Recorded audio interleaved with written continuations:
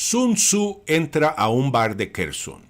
Artículo escrito por Pepe Escobar, traducido por Martín Valores e Inmobiliaria y Proyecto UBIT para todos ustedes a través del canal Tao y Economía, su canal en YouTube. El anuncio del retiro de Kherson puede haber señalado uno de los días más sombríos de la Federación Rusa desde 1991. Dejar la orilla derecha del Dnieper para establecer una línea de defensa en la orilla izquierda evidencia una compleja estrategia militar. El mismo general Armagedón, Sergei Surovikin, desde su primer día en el trabajo había insinuado que esto podría haber sido inevitable. Tal como está en el tablero de ajedrez, Kherson está en el lado, entre comillas, equivocado del Dnieper.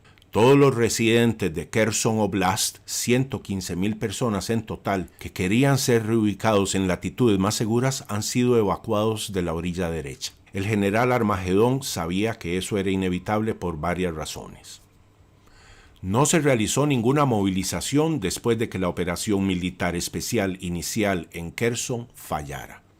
La destrucción de puentes estratégicos a lo largo del Dnieper, debido al metódico golpeteo ucraniano de puentes, transbordadores, pontones y muelles durante 3 meses. No se buscó proteger las cabezas de puente, bridgeheads en inglés, que son el área de terreno estratégico al final de un puente u otro lugar que permita cruzar un cuerpo de agua, al norte de Kherson o al oeste, hacia Odessa o Nikolaev, para llevar a cabo una ofensiva. Y luego, la razón más importante. La militarización masiva junto con la OTAN dirigiendo de facto la guerra se tradujo en una enorme superioridad occidental en reconocimiento, comunicaciones, mando y control. Al final, el retiro de Kherson puede ser una pérdida táctica relativamente menor. Sin embargo, políticamente es un desastre absoluto, una vergüenza devastadora para Rusia. Kherson es una ciudad rusa. Los rusos han perdido, aunque sea temporalmente, la capital de un nuevo territorio adscrito a la Federación. La opinión pública rusa tendrá tremendos problemas para procesar la noticia. La lista de negativos es considerable.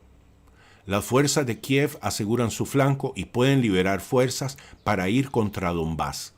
La provisión de armamento por parte del occidente colectivo recibe un gran impulso. Los HIMARS, misiles balísticos de corto alcance, ahora pueden potencialmente atacar objetivos en Crimea. La óptica es horrible. La imagen de Rusia en el sur global está gravemente empañada. Después de todo, este movimiento equivale a abandonar el territorio ruso, mientras que los crímenes de guerra ucranianos en serie desaparecen instantáneamente del discurso oficial. Como mínimo, hace mucho tiempo los rusos deberían haber reforzado su principal cabeza de puente en el lado oeste del Dnieper para intentar resistir. Y aún así, eso se quedaría corto ante la ampliamente pronosticada inundación de la presa Kakhovka. A pesar de esto, los rusos han ignorado durante meses la amenaza del bombardeo de la represa, evidenciando así una planificación terrible. Ahora las fuerzas rusas tendrán que conquistar Kherson nuevamente y, en paralelo, desestabilizar las líneas del frente, dibujar fronteras definitivas y luego esforzarse por, entre comillas, desmilitarizar las ofensivas ucranianas para siempre, ya sea mediante negociaciones o bombardeos masivos. Es bastante revelador que una variedad de tipos de inteligencia de la OTAN, desde analistas hasta generales retirados, sospechen del movimiento del general Armagedón. Lo ven como una trampa elaborada o, como lo expresó un analista militar francés, una operación de engaño masiva, al estilo de Sun Tzu. Eso ha sido debidamente incorporado como el discurso oficial de Ucrania. Entonces, para citar a Twin Peaks, ese clásico subversivo de la cultura pop estadounidense, entre comillas, los búhos no son lo que parecen. Si ese es el caso, el general Armagedón buscaría sobrecargar severamente las líneas de suministros ucranianas, seducirlos para que se expongan y luego participar en un, entre comillas, tiroteo masivo de pavos. Entonces Rusia o está siguiendo la enseñanza de Sun Tzu en su libro El arte de la guerra, o hay un acuerdo entre bastidores, coincidiendo con el G20 la próxima semana en Bali. El arte del trato, título del libro más vendido de Donald Trump. Bueno, parece que se llegó a un acuerdo entre Jake Sullivan y Patrushev. Nadie sabe realmente los detalles, ni siquiera aquellos que tienen acceso a los extravagantes informes de la quinta columna en Kiev. Pero sí, el acuerdo parece incluir a Kherson. Rusia mantendría Donbass, pero no avanzaría hacia Kharkov y Odessa.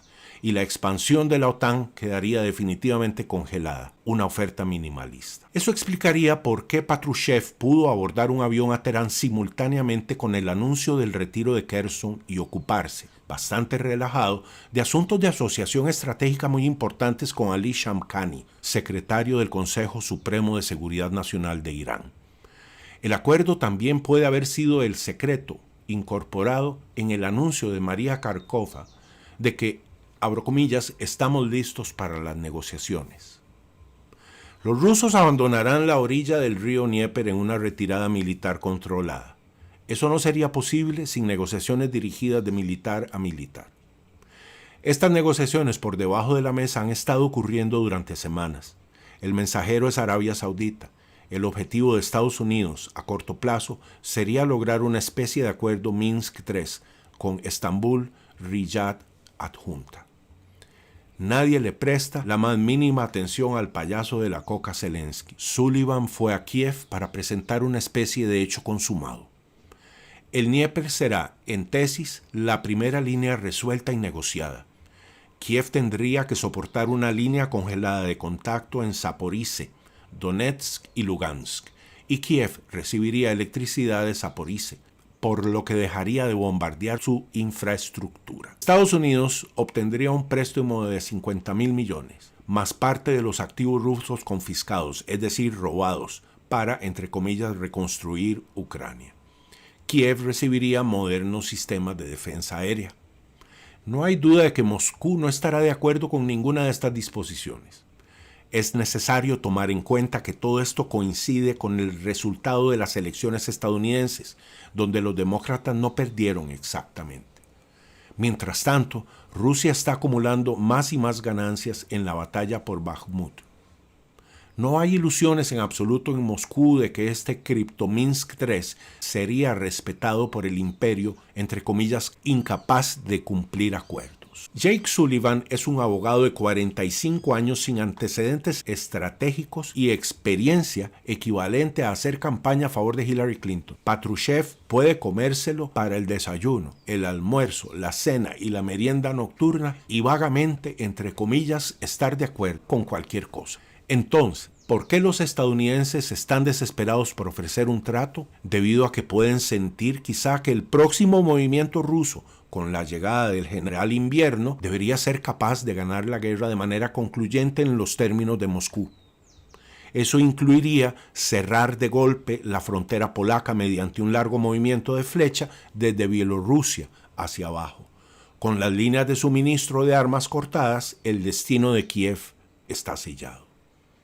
Con trato o sin él, el general Invierno llega a la ciudad, listo para entretener a su invitado de honor Sun Tzu con tantos platos nuevos en su mesa. Un placer haber estado con ustedes, nos vemos pronto, muchas gracias, chao.